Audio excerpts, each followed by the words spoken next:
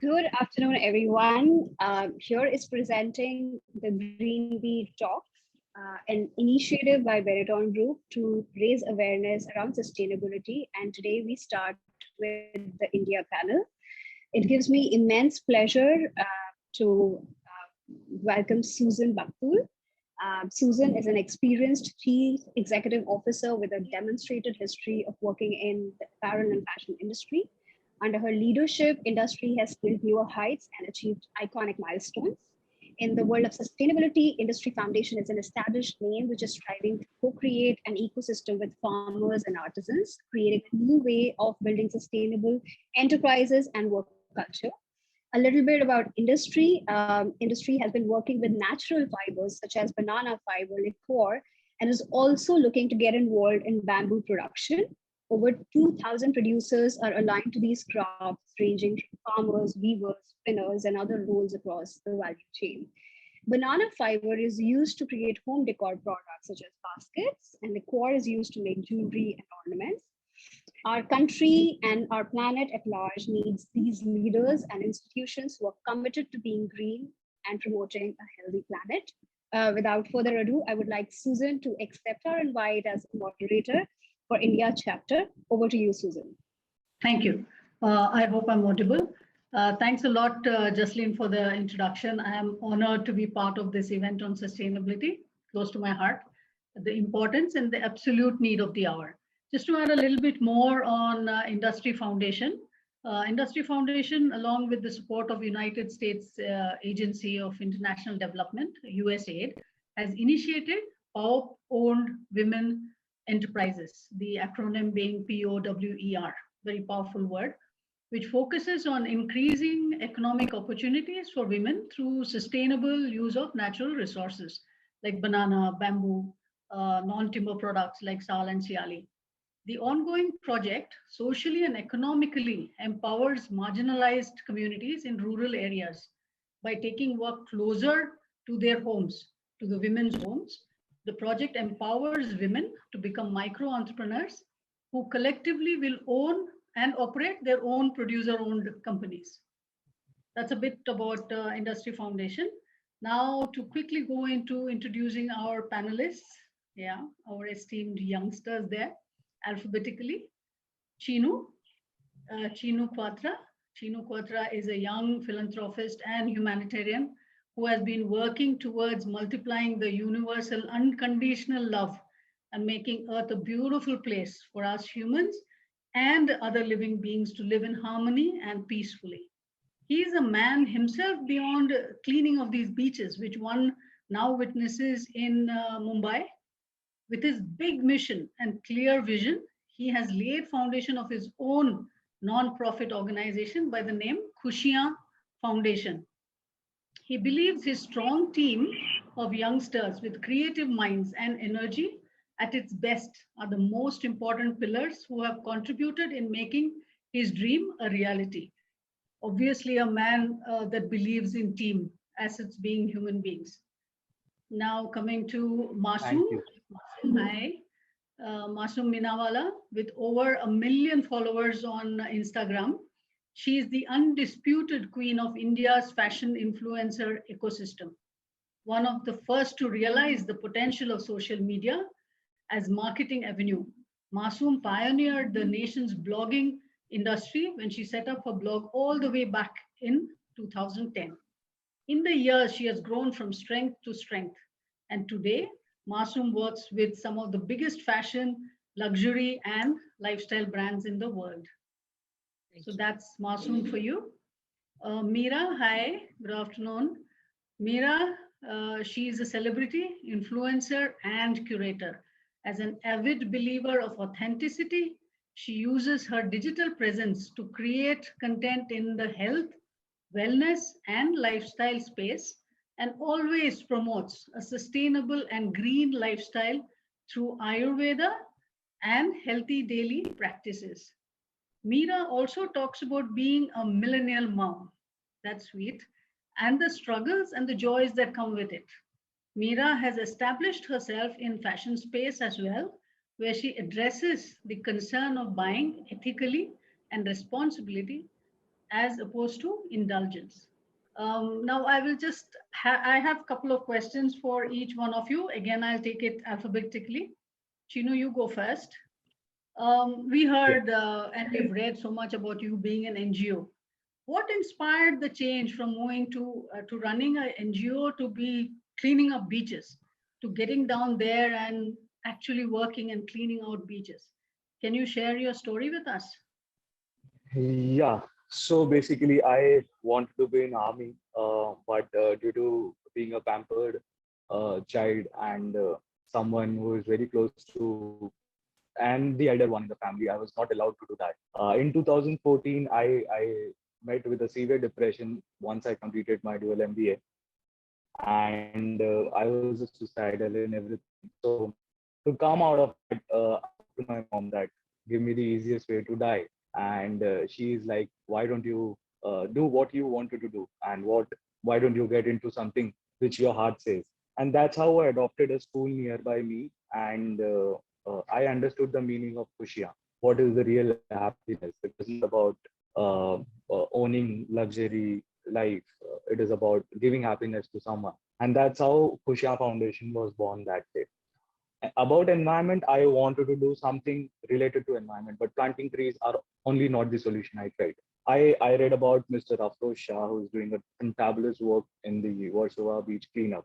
And why don't get inspired and do something similar to it, but to help not only the ecosystem, but also the tourism, because Mumbai is known for the beaches, but still we run to Goa to enjoy our life. So with that motive, started with Dadar Beach, and extended our helping hands to other beaches. So currently we are cleaning 9 beaches, and Meera ji is an inspiration again to me because she keeps posting pictures of Juhu Beach when during the rainy season whenever it gets dirty, and that's how exactly opposite her house we are cleaning the beaches since last 3 years now. This is the journey of humanity. I always felt that uh, your education matters, but insaniyat and the humanity matters too. So that's how we're working hand in hand with youngsters. I'm the only oldie one in the team. I'm 31 right now, and the only oldie one. So they make me feel even older. So that's how youngers are trying to make a bit change in the society, which is much needed in our country, especially. Amazing to hear your story, Chinu, especially if somebody comes out in the open and talks about depression and how one gets out of it. It is so simple that you went and did what you wanted to do. Yeah, and also such a beautiful cause that you're taking care of the nature and the children. For those are our next generation, right? I mean, absolutely a wonderful job. Thank Now, if I can come to Masu. Masum, you are a big influencer. We've heard about you, we've read about you, and people consider you as their role model. How do you use your platform to amplify the story of sustainability? Thank you so much for the lovely introduction. Firstly, so I think sustainability in fashion is still a journey for everyone, including me. Right? We're actually with each passing day, we're discovering what sustainability in fashion means. Because we're currently in an ecosystem where sustainability is also becoming a word that is so heavily and commonly used. We're seeing a lot of greenwashing happening, and something that I'm doing with my platform is actually opening up the conversation of sustainability to begin with. Because I have such a large community, we actually talk about what sustainability means and how we can incorporate it in different ways. So, one of the ways that I promoted on my platform is conscious buying, right? Reusability, rewearability.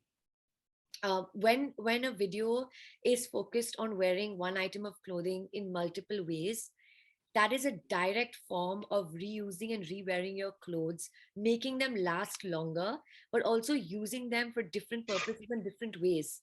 So you're automatically becoming more of a conscious buyer and reducing your consumption, because that is a large part of sustainability today.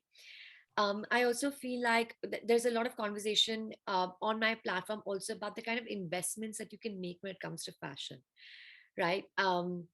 It's even so there is a huge shift that is going on from fast fashion brands to more sustainable, more conscious brands, and where we're purchasing from.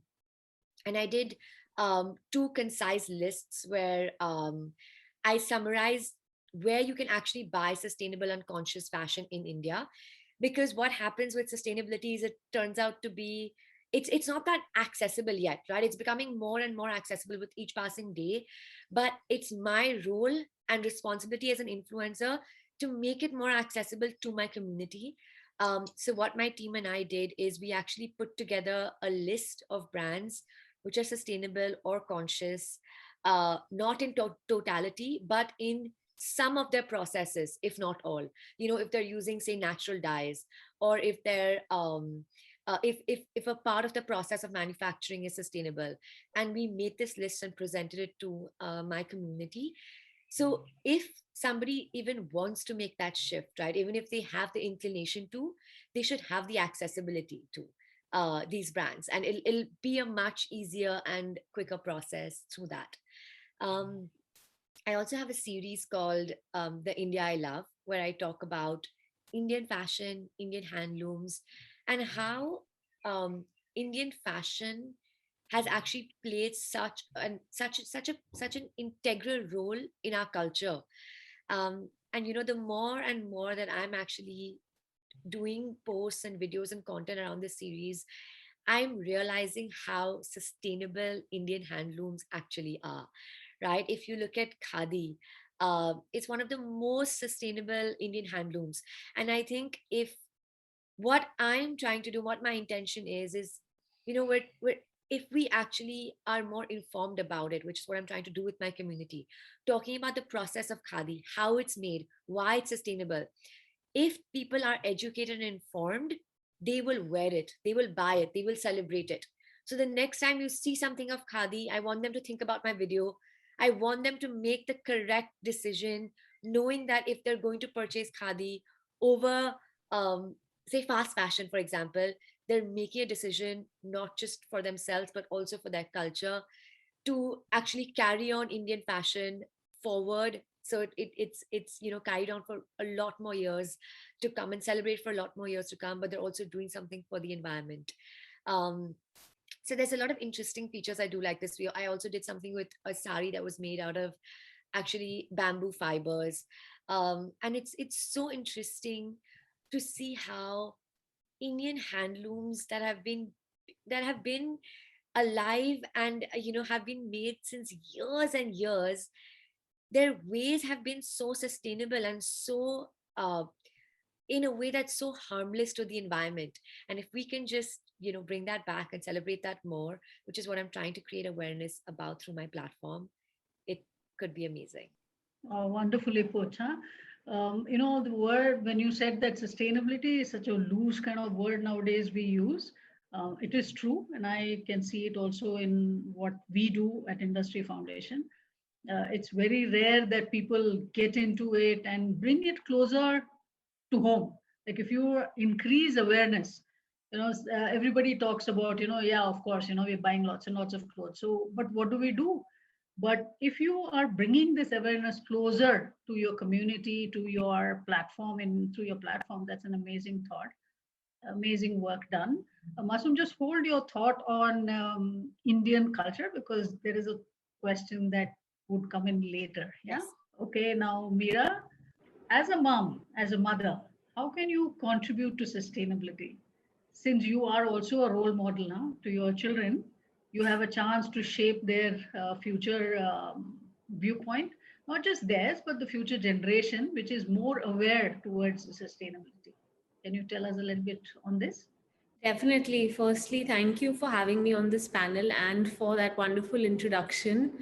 Um, I think as a mother, when you do become a parent, you become more conscious of every single action that you take, because every action that you take may have a consequence far beyond your own lifetime. and you're leaving the planet and all those decisions that you made for your children. So I've always been very conscious of the choices that I make, especially when it comes to sustainability, the environment, our planet. And when I, the journey of raising a child begins when you're actually pregnant, and all those choices that you tend to make, how would you like to raise your baby, how would you like to what are the products that you may want to use for them, I think those make a big difference. But if I have to say, as a parent who's raising two children today, um, children look at us as examples. We don't really need to say much to them as much as we need to act correctly and act appropriately, and they pick up on a lot of things. I don't think it's required for us to tell them, plant trees, don't use plastic. If they see us using plastic, they're not going to question it. Whereas if we engage in communication with our children, which I feel across the board for whatever topic it may be, communication between a parent and a child is absolutely paramount. I think I like to have a lot of those conversations with my kids, and those conversations needn't be extremely overt. It's in those subtle nuances when you have a conversation with your child. So definitely we will speak about the planet, whether it's through a bedtime story or something that we may watch on TV, or when you have a school project coming up and they're talking about ocean beach cleaning and they're actually doing an experiment in front of you. But the other choices that we make, whether it's not using single use plastic at all, informing them about how exactly what choice they make has a repercussion. So switch off the tap, because if you let the water run, you're going to waste water. Letting them know why. I think it's, we all know, we tell our children, you must plant trees, don't waste water, finish your food. Those are the things that we often tell them. We never inform them why. So we all know those things. But I think another one which is quite important for us to do is, you know, how we lead our daily life. Um, if my kids break something, they know they're not going to get it back very easily. So preservation is something that you can inculcate into their daily life, very easily, because if you're giving them things very easily, they're going to think that happens in the rest of the world as well, and our resources are limited. If leading an active life, whether it's in fitness or it's following Ayurveda, these are things that go far beyond an immediate impact into the environment. It makes you a much more holistic human being as you're growing up. So is it easy for us to walk from point A to B? Do we really need to get into the car? If you're done in the room, why don't you switch off the AC? Why don't you use the other side of the paper if you're drawing? I think it's those small things, and we need to be mindful as parents. And once you go through this journey of parenthood, you actually question and correct yourself. And I think, if we've made mistakes along the way and we can address those mistakes when, we're trying to help our kids, then that's a step in the right direction as well. Yeah, great.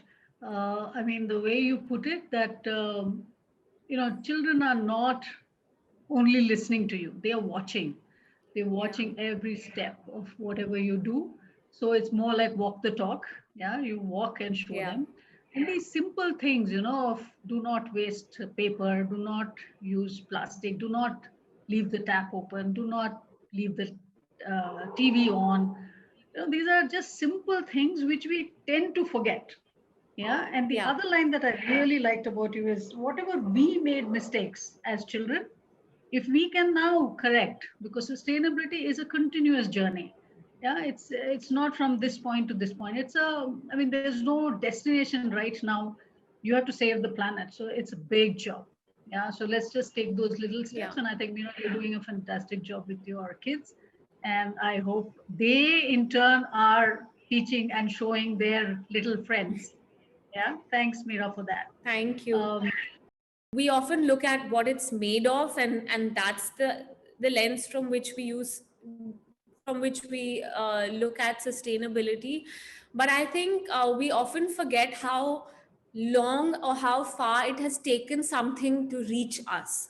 So when we're using things which are imported and are being brought across on a plane to us, whereas getting a brand or a product that is locally available, that itself helps you be more sustainable in the long run.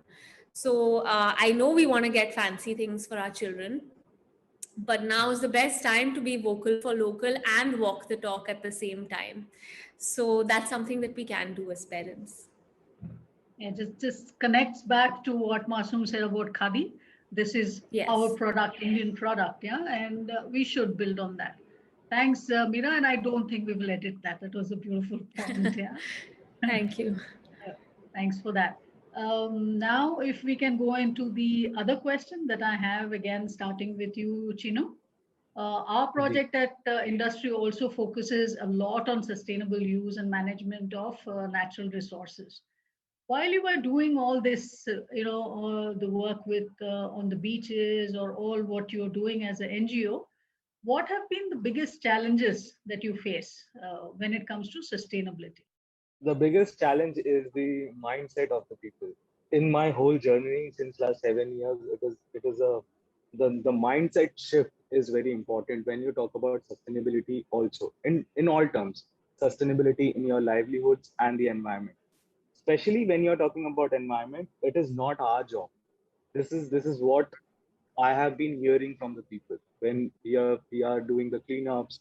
We are finding such pathetic things. I would just say that once we are done with the cleanup, you can start your own home. You get all the things. You get dining table. You get study material. You get school bag. You get shoes. Everything. One can start their own house with the materials which we get during the cleanup.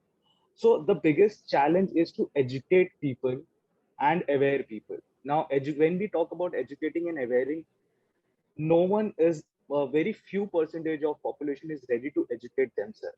But we started from our children itself. So I take care of around 3,500 children's education, food, and everything. So I take them to the cleanup, and there it is their responsibility there. It is their ownership to take care of that particular beach, or if they are planting, then you need to take care, adopt a plant. Instead of planting, just planting a plant, adopt a plant.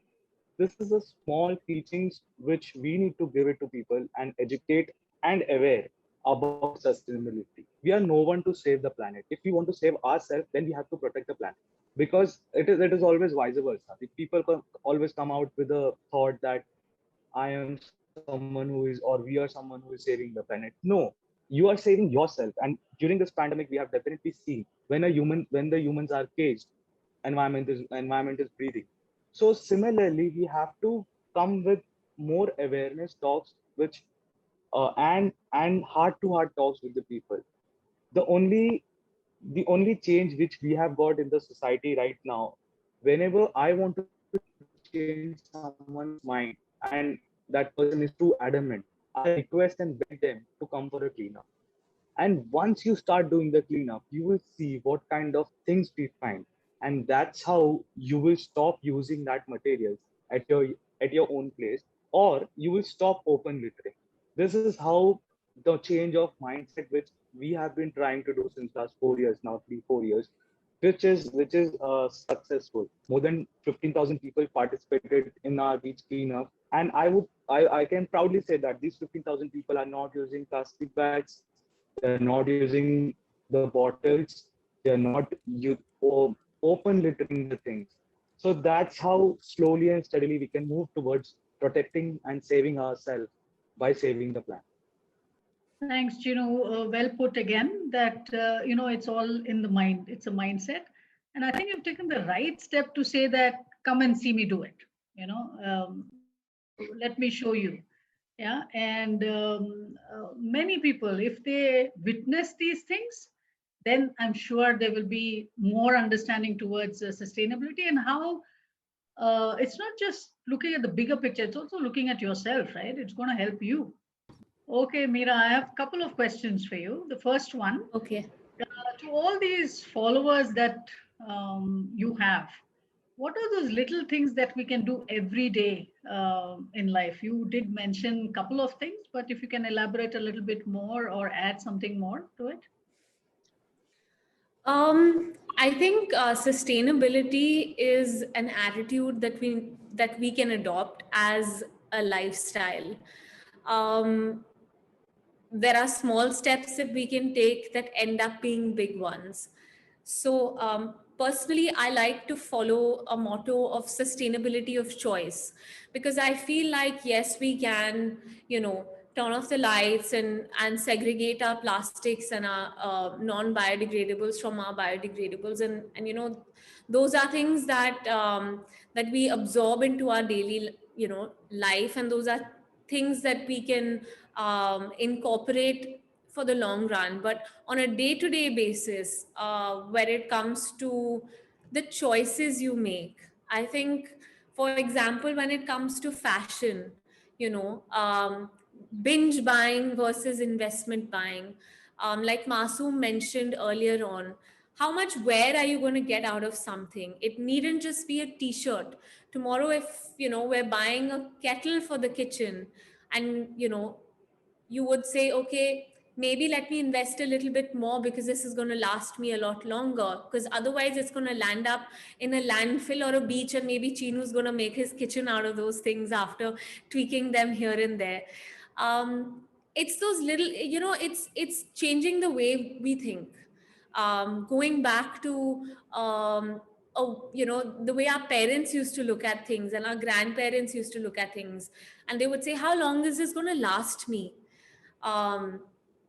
People often speak about using teak wood in furniture because it lasts you 100 years, and here we are buying things and changing them up every 1 or 2 years because of trends and because of other influences. So as someone on both sides of influencing, I would say I'd like to use my influence for the right reasons and encourage sustainability of choice, where every single choice we make is long lasting.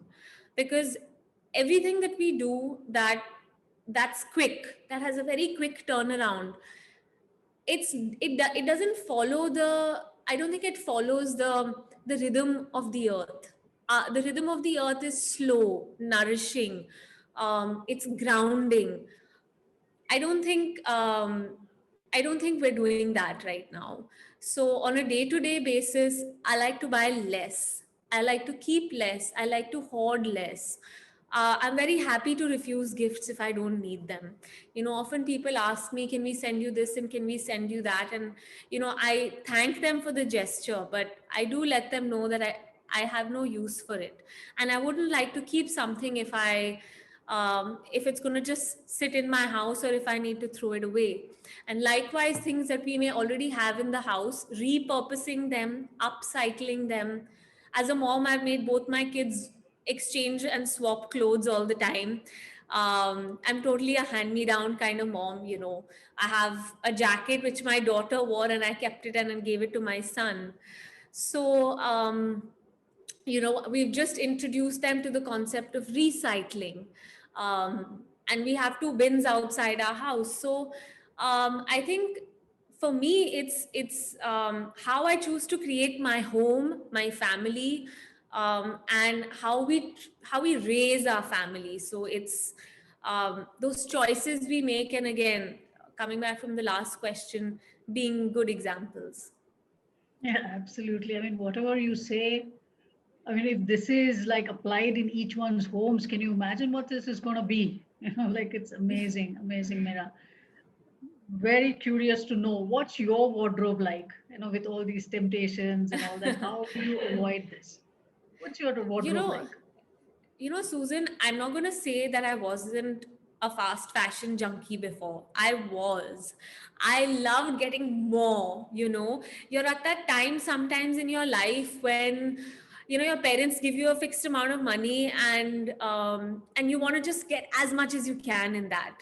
And those big hauls and, oh my God, I bought like 12 things and there's a sale. So let's just go and buy everything that we need. And do we really need to get something just for that one Instagram photograph?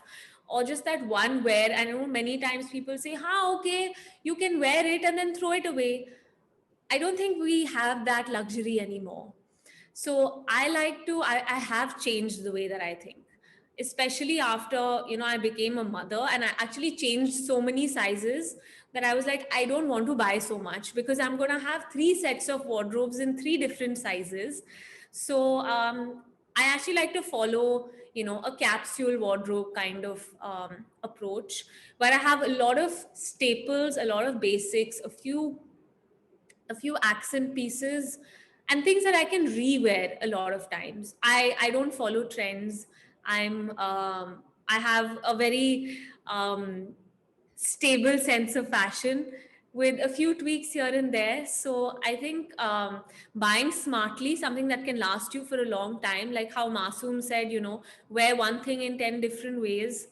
You're getting the most wear out of one or two pieces. So I like to invest in things that are timeless. I like to invest in a good piece of jewelry, things like a great pair of pants, a piece like this which you can dress up or down. It's made of linen. So it isn't that difficult. I think once we get off the trend bandwagon, and think ahead and think for a couple of years down the line, and how much we want to be tossing out every now and then, our choices will be informed by that. So less is more for me.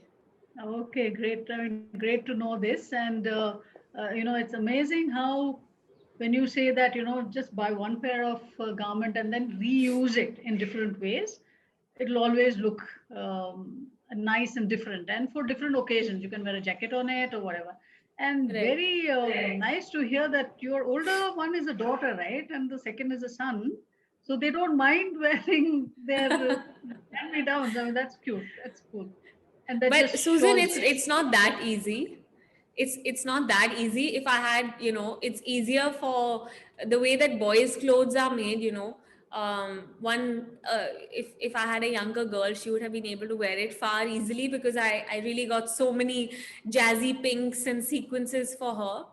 But a lot of the things that are neutrals and basics, I don't think they have an option. They have to listen to me. So Okay, and then you don't have an option, you have to give the jacket to your daughter. Okay. Okay, thanks a lot, Mira. Thanks a lot for that. thank you. Can we now come back to Masum? Thank you, Masum, for waiting patiently for us. Of course. Thanks, The question Masoom. is just, No worries, guys.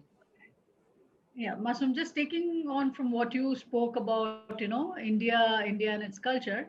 It looks, and we know that you're very attached to the Indian culture. And of course, India is rich in its ancient culture. Do you have any anecdotes that you would like to share, which you got from your parents or grandparents on the same thing, that what would they have worn and what did they do? Can you share something with us? Yes, definitely. So, I think I'm actually going to take a little bit of a spin from fashion and move to beauty, actually, and answer this question.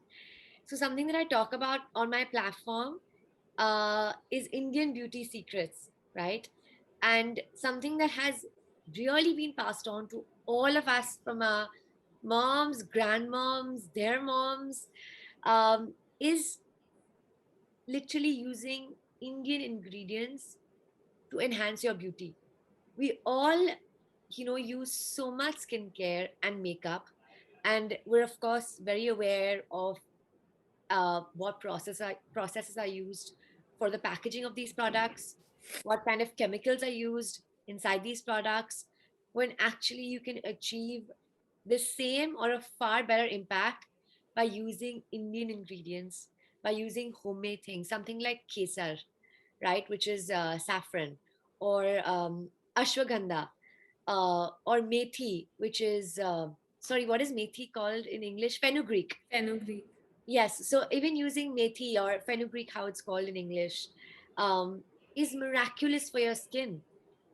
And I think that in itself is not the most expected or the most traditional form of sustainability and the way it's being celebrated today, but in its purest form is a way of being more sustainable with our actions. Um, And that's something I talk about very often. And I think this is a very, it's a very important and a pretty fantastic, ritual that has been passed on from our ancestors to us. And if we adopt it, it's extremely sustainable. It's so simple, right? I mean, it's all there, but we complicate it by, all these products, fancy packaged and all the chemicals going into it. It's so simple that what our ancestors, our grandparents did with, I mean, and that's a more thing that, you spoke about the beauty products. Amazing what our parents and grandparents have handed over to us, but in our fast life, we have missed it all. Like Meera was saying, grounding is so important. Everything is going so fast these days that you just think that you go and buy this tube and you use it, and that's it. You go closer to fashion, you use it and just throw it. But yeah, I mean, very nicely put, Masoom, what you got from your parents and your grandparents. Amazing. And they must be very proud of you. Okay, so now we have come to the end of this beautiful session where I have learned a lot from you guys. I mean, I've learned immensely, though I've been in this sustainability for some time, but I've learned quite a bit. So immense thanks from me and from all of us to the panel today who have taken time off to be here with us and for sharing very private and very informative instances. Here's hoping there are more of you and we can take the relevance of sustainability forward to make this planet a better place. Thank you. Thanks a lot. Over to you, Jaslyn. Thank Thank you. you, Susan. My pleasure. Thanks a lot, Susan, and thank you so much to all the panelists. What was very interesting for me and for all our guests was that there was something very simple that we learned today. I mean, it wasn't about fancy statistics or scientific facts. It was just about simple things like what Chino said. The moment you're going to get your hands dirty on the beach is when you're going to have the realization. What we learned from Mira was that it's actually never late to go back to the rhythm of the earth, and I just love the honesty with which Mira said that, it wasn't that she was never into fast fashion. But there always comes a turning point in your life where you realize what is more important, and you reach that wisdom where you realize that being in harmony with the planet is way more important than anything else. I think we all appreciated how Masoom connected Indian culture to sustainability. I think that is something which is very, very underrated. Simple things like recycling, reusing things, and using ancient wisdom to get closer to our planet. There is a lot that we have taken away from all of you. Thank you so much on behalf of United Colors of Benetton. Susan, thank you so much to you for conducting this My panel. pleasure. And thanks a lot to your foundation, which is doing so much for the earth, because, as it's rightly said, we actually have no planet B. So thank you so much on that note.